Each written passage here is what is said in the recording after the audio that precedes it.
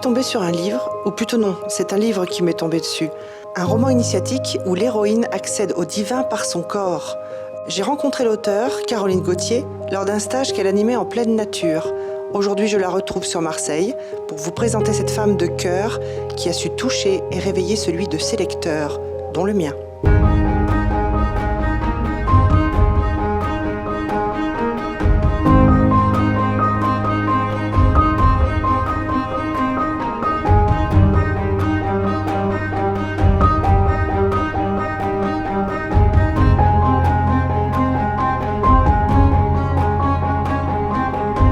Alors, si quelqu'un t'avait dit il y a 10 ans que l'énorme crise que tu traversais à l'époque allait être le terreau de ton accomplissement, est-ce que tu l'aurais cru ? Ah non, si j'avais su, j'aurais pas cru, comme on dit. Non, j'aurais pas cru. On n'a jamais la conscience, avant d'avoir vécu une crise, que cette crise-là peut nous apporter. Et voilà, on la refuse même. Donc, j'aurais jamais pensé que toute la traversée du désert que j'ai vécue m'aurait conduit là où je suis aujourd'hui. Parce que la crise intervient toujours à un moment où on s'est éloigné de ce qui nous fait vibrer en fait. Quelque part, on s'est éloigné de l'amour que l'on a pour soi. Et en fait, la crise, c'est que de l'amour qui vient balayer tout ce qui est en dehors de ce qui nous fait vibrer. Et qui étais-tu avant cette crise ?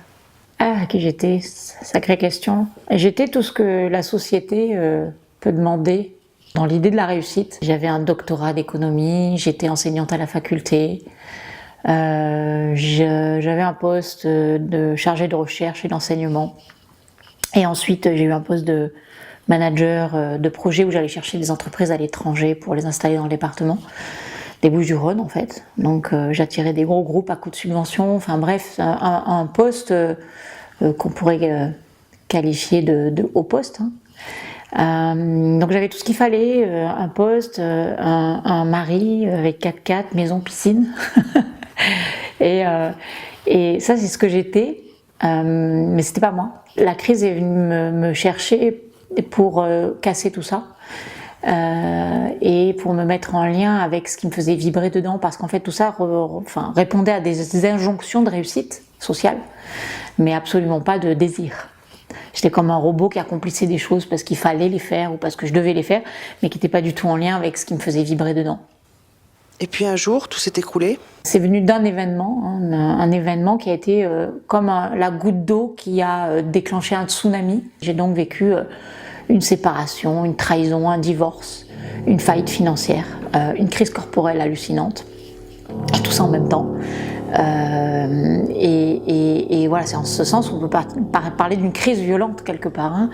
Il n'y avait plus rien, pour répondre à ta question.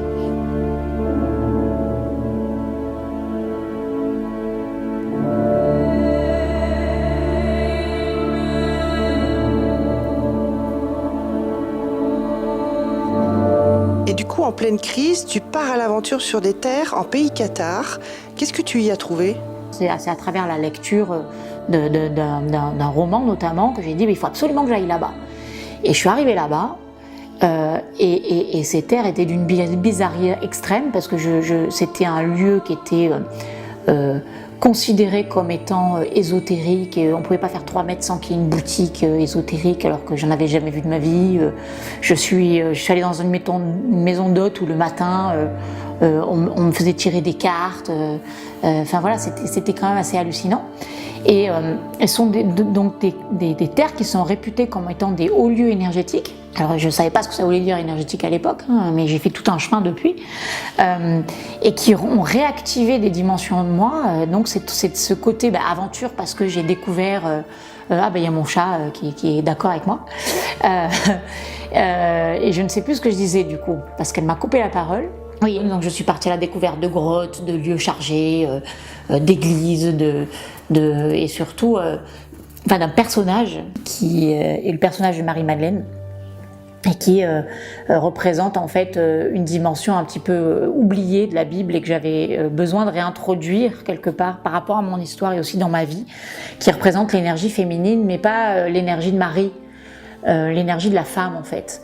Et voilà, et donc tout ce voyage-là a fait que j'ai vécu sur ces terres des choses absolument hallucinantes, qui m'ont remis en lien avec des dimensions de moi que j'avais oubliées, qui ont permis de me remettre de l'ordre et qui ont surtout permis de faire ce que j'aimais, c'est-à-dire effectivement partir à l'aventure, c'est-à-dire faire de la recherche, c'est-à-dire la quête spirituelle. Et après coup, l'écriture aussi. Je relate d'ailleurs dans mon livre ce qui s'est passé pour me conduire en fait dans des endroits qui m'ont permis de me reconnecter à une dimension importante de moi. Alors Caroline, j'ai une question d'une amie en commun. J'ai une question de Barbara. Oui, Barbara. Barbara te demande comment va ta Kundalini. Kundalini. Mais qu'est-ce que la Kundalini déjà? Parce que pas tout le monde sait ce que c'est. Le symbole de la Kundalini, c'est ce qu'on appelle l'énergie du féminin. L'énergie du féminin, c'est l'énergie dans le corps. Alors, on en parle dans les livres comme étant un serpent enroulé au niveau de la base, en fait, c'est-à-dire du sacrum. Et ce serpent enroulé, il dort. Et à un moment, il se réveille. Et quand il se réveille, en fait, il y a une espèce de force qui part du bas et qui, quelque part, nous traverse, et qui sont censés, en fait, traverser tout le corps. Et notamment réveiller tous les chakras, pour ceux qui connaissent, ça dépend un peu du public, il y en a qui connaissent, il y en a qui connaissent pas, et qui est censé conduire à l'illumination, l'éveil, ça c'est ça ce qui s'appelle la Kundalini au niveau symbolique. Et quand cette énergie se réveille, quelque part, c'est l'énergie du désir, c'est l'énergie de la vibration, c'est l'énergie du vivant, c'est l'énergie de la terre, c'est l'énergie du féminin, ça n'a rien à voir avec l'énergie de Marie, c'est l'énergie de Marie-Madeleine, symboliquement. Elle est habillée de rouge, c'est le sang de la vie, elle est au pied de la croix parce qu'elle est dans les pieds du Christ, elle lui touche les pieds, elle lui oint les pieds, c'est tout ce qui ramène en fait à cette force-là qui est une force qui part du sexe, qui part du ventre, qu'on peut qualifier de hara, voilà, c'est l'énergie du féminin, la Kundalini. Voilà, c'est une autre dimension que l'énergie masculine, qui est une autre, qui est une énergie tout aussi importante, mais qui est l'énergie de la conscience, l'énergie du un, l'énergie de l'unité, l'énergie de c'est pas la même énergie. L'énergie masculine est très ici, l'énergie féminine est très en bas, et il n'y en a pas une qui est meilleure que l'autre. Et c'est l'assemblage des deux qui est important. Et du coup, comment va ta Kundalini? Moi, elle va bien. Elle était tellement, cette énergie-là était tellement enfouie puisque je sentais rien qu'elle a été obligée d'exploser. Pas tout le monde a besoin de vivre ça, heureusement. Il y en a qui ont un réveil beaucoup plus, je dirais, souple. Moi, aujourd'hui, ma Kundalini va bien. Elle est, je dirais, c'est tranquille, quoi. Il n'y a plus besoin de vivre un tsunami pour sentir quelque part.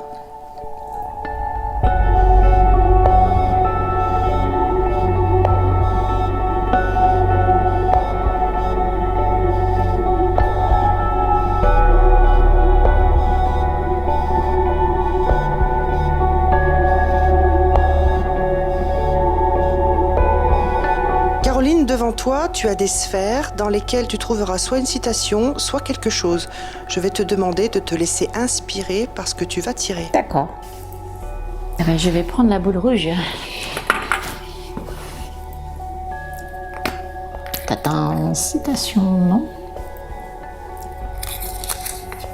La femme est l'avenir de l'homme. Louis Aragon. Disons que la femme est l'avenir de l'homme, mais que la femme n'est rien sans l'homme en fait. Moi je dirais ça comme ça. Que ce soit femme ou homme, on a cette polarité en nous. On a une polarité féminine ou masculine, donc ça n'a rien à voir avec le sexe en tant que tel, mais ça a à voir à ce qu'on a besoin de connecter à l'intérieur. En tout cas, la dimension féminine, c'est tout ce qui réfère à quelque chose qui part du ventre en fait, et d'une sensation, d'une émotion, d'un senti. L'homme, de façon naturelle, n'est pas là, parce qu'il déjà, il enfante pas. Il vit pas de ses menstruations chaque mois. Donc la fonction du féminin, c'est d'être cette porte pour l'homme dans l'incarnation. L'homme naturellement ne sent pas, n'a pas la capacité d'être autant en lien avec son corps et ses sensations et son senti. Et c'est pour ça que la femme en fait incarne l'amour dans le sens où elle sait être touchée. Par contre, l'homme a aussi une fonction, c'est-à-dire que la femme, si elle reste que dans cette dimension-là, il lui manque un axe, il lui manque une structure, il lui manque une direction, il lui manque un sens. Ben ouais, si t'es là, c'est parce que tu veux construire une cathédrale. Cette cathédrale, elle va servir à quelque chose de bien plus grand que toi. C'est comment ça me donne une espèce de sens à ma vie. Ça, c'est la dimension du masculin. Donc la femme est l'avenir de l'homme, oui, mais la femme, en fait, qui est que dans son féminin, elle est noyée, elle reste dans la terre, ça reste un état de graine. Elle sait pas à quoi elle doit mettre son énergie, au service de quoi, de quelque chose qui est bien plus grand qu'elle, quoi. Et c'est la notion de l'esprit, c'est la notion de la conscience, c'est la notion de... Voilà, c'est en ce sens où ça fait un merveilleux couple, quoi. Par ailleurs, de par ton histoire avec Marie-Madeleine, tu veilles à créer plus de sororité. Oui. Comment tisses-tu ces liens étroits avec tes sœurs ? Le lien de sororité, oui, il est essentiel parce que c'est vrai que dans le monde occidental, les femmes sont beaucoup plus en rivalité. Alors que c'est quelque part essentiel que le lien entre femmes se fasse parce que c'est aussi un symbole du lien avec toutes les femmes en soi, c'est-à-dire le lien avec la mère, le lien avec la sœur, le lien avec l'amante, enfin, c'est de tous ces liens-là dont ça parle. Et l'amour entre femmes, c'est ce qui remplit la femme, qui remplace même la mère éventuellement si on en a manqué. C'est des guérisons juste extraordinaires, quoi, et qui ne se passent pas s'il y a des hommes au milieu, quoi. Donc l'homme, la fonction, elle est pas d'écouter, elle est ailleurs. J'ai participé à beaucoup de ce qu'on appelle le tantre rouge, qui sont des lieux où les femmes discutent entre elles, posent ce qui s'est passé, posent leurs émotions, se sentent écoutées, voilà, et surtout partagent cet espace où on peut sentir l'amour circuler. Voilà. Et du coup, elles peuvent ramener ça à la maison. Et par ailleurs, tu as aussi créé un groupe Facebook où les femmes peuvent s'entraider, oui. S'exprimer. Oui, ce groupe s'appelle Pour Charline, qui est le nom de l'héroïne du roman. Oui, parce qu'en fait, je me rendais compte que énormément de gens, de femmes vivent des choses compliquées, sont seules, etc. Et ce groupe-là a répondu beaucoup à ce besoin de pouvoir s'exprimer, se donner, se dire, et surtout être accueilli sans jugement de tu devrais être ailleurs que là, quoi. Et dans la société, on a réellement besoin de cet endroit où on peut se poser, s'exprimer, se dire et être entendu. Voilà. Donc ça répondait vraiment à ce besoin. Et pas que, d'ailleurs aussi de nourrir nos élans créatifs. Il y a énormément de femmes, je vois là, qui se sont mis à écrire des livres, qui me témoignent le fait qu'elles ont amené à bien leur projet, voilà, qui d'écrire, qui de peindre, qui d'autres de faire des sketchs, qui d'autres faire des montages vidéo, qui d'autres des interviews. Voilà, c'est juste magique de voir à quel point cet espace d'entraide conduit non seulement à l'écoute, mais aussi à la création. Voilà.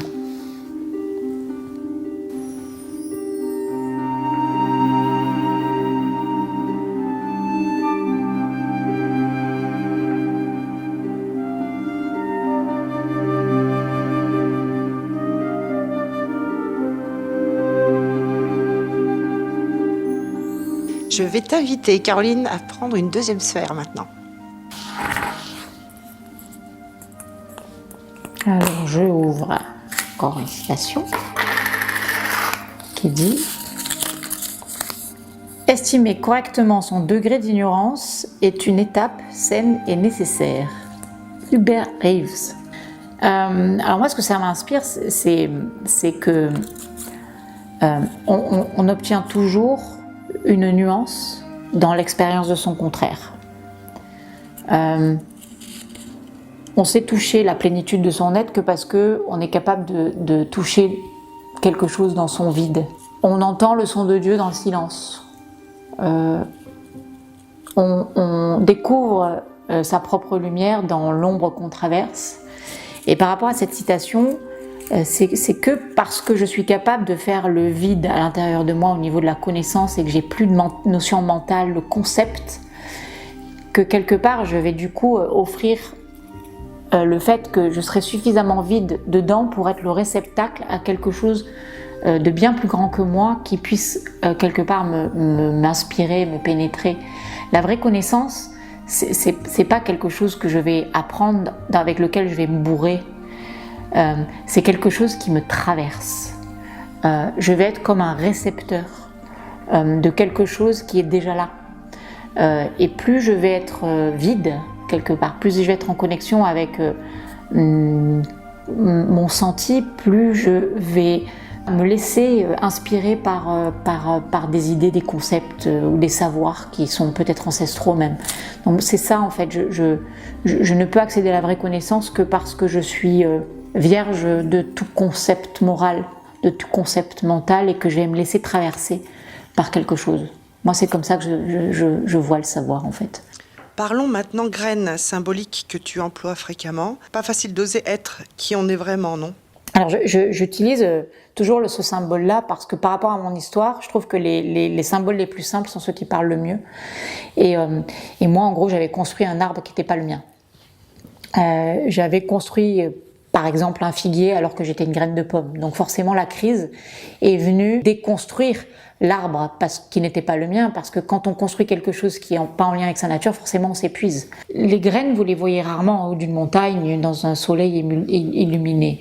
La graine, elle est sous terre, quoi. Il y a même des asticots qui grouillent, quoi. Hein. C'est au fond du puits, c'est ombragé, c'est comme le nénuphar. Hein. La graine, elle est dans un terreau où il y a peu de gens qui ont envie d'aller, mais en même temps qui est le germe de ce que vous allez pouvoir être.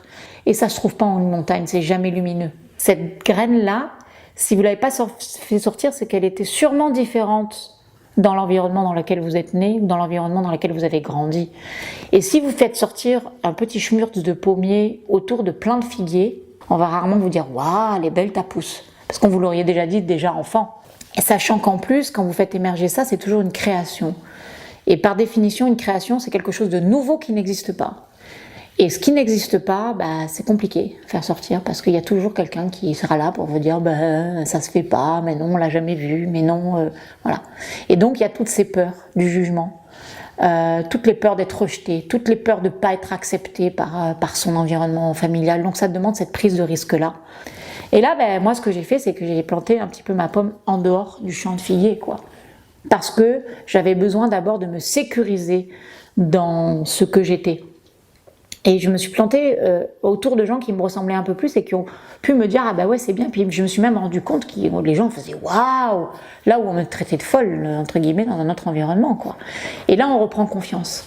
Mais on ne reprend confiance que parce qu'on se met vraiment à planter sa graine. Si on reste dans le monde de « j'ai peur » et qu'on ne se tente pas, on va toujours rester dans l'illusion de la peur. La peur, on a besoin de faire une action et de la traverser pour faire l'expérience de ce que c'est que oser, avec la peur dans le ventre certes, mais avec aussi l'expérience que cette peur était finalement une illusion, quoi.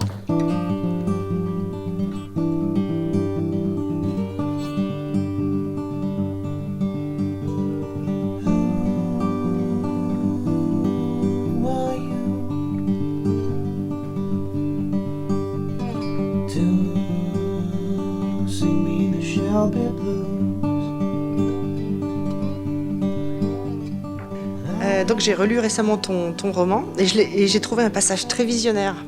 Ouais. Il annonce le succès du livre, la floraison de ta graine. Mais est-ce que tu t'attendais franchement à être dans les meilleures ventes de romans initiatiques à côté de Paulo Coelho ? Pas du tout. Non, je m'y attendais pas du tout. Et tu l'expliques comment ? Je l'explique parce qu'en fait, je pense qu'il y avait un manque dans le monde spirituel. Le manque d'une énergie un peu rigolote qui existe quand même dans ce livre, parce que l'héroïne, c'est un peu Miss Catastrophe qui est pas là pour faire un enseignement quelque part, mais qui vit des trucs et qui s'interroge sur la véracité de ce qu'elle est en train de vivre, en disant elle vit des synchronicités mais elle veut pas y croire, et puis elle fait un peu des conneries, quoi. On parle souvent dans la spiritualité du fait qu'il faut atteindre quelque chose. Il faut atteindre l'éveil, ou il faut se perfectionner. Il y a un côté assez exigeant, je trouve, dans une quête d'un endroit ailleurs que là où on est. Et moi, dans ce livre-là, ce que j'ai voulu faire, c'est juste exprimer quelque chose dans l'authenticité d'un vécu. On ne parle pas de lumière, on parle aussi d'un truc dont personne n'a envie de parler, quoi, qui est qui est la crise, la douleur, le fait qu'on n'y arrive pas, qu'on n'est pas parfait, qu'on pleure, qu'on est en colère, que la vie, quoi. Voilà, et ça remet un peu de vivant dans ce monde-là. Arrêtons d'essayer d'être parfait. Voilà, c'était ça le message, en fait. Je pense que beaucoup de gens se sont sentis rejoints là, à cet endroit-là. Alors Caroline, tu es donc, tu me dis si j'en oublie, romancière, auteure de poèmes, coach dans de grands groupes, animatrice de stages en pleine nature, mère élevant seule ses 2 filles. Tu trouves le temps d'écrire le 2e volume? Oui, je trouve le temps d'écrire plein de choses en fait. Ça fait partie ça fait partie de moi.